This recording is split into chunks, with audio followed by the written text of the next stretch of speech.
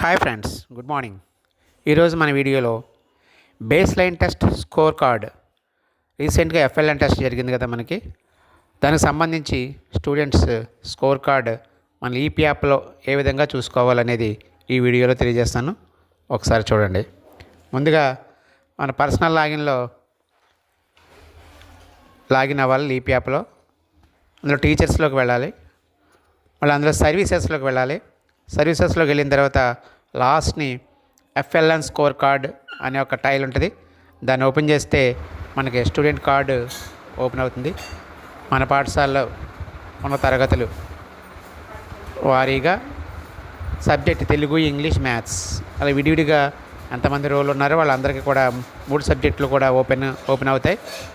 మనం ఒక్కొక్క subject open చేస్తే అందులో విద్యార్థులు ఎంతమంది స్కైలో ఉన్నారు, ఎంతమంది మౌంటైన్లో ఉన్నారు, ఎంతమంది స్ట్రీమ్లో ఉన్నారు అనేది ఫుల్ డీటెయిల్స్ మనకు వస్తాయి. స్టూడెంట్ నేమ్ మీద టచ్ చేస్తే మన స్కోర్ కార్డ్ ఓపెన్ అవుతుంది. ఆ స్కోర్ కార్డులో ఎన్ని ప్రశ్నలకు సమాధానాలు రాశాడు, ఎన్ని ప్రశ్నలకు సమాధానాలు చెప్పాడు, ఎన్ని మార్కులు వచ్చినాయి అనే ఫుల్ డీటెయిల్స్ అన్నీ ఆ స్కోర్ కార్డులో మనం చూసుకోవచ్చు. ఈ విధంగా లీప్ యాప్లో మన ఎఫ్ఎల్ఎన్ టెస్ట్కి సంబంధించి స్టూడెంట్స్ స్కోర్ కార్డ్ అనేది మనం ఈ విధంగా చూసుకోవచ్చు.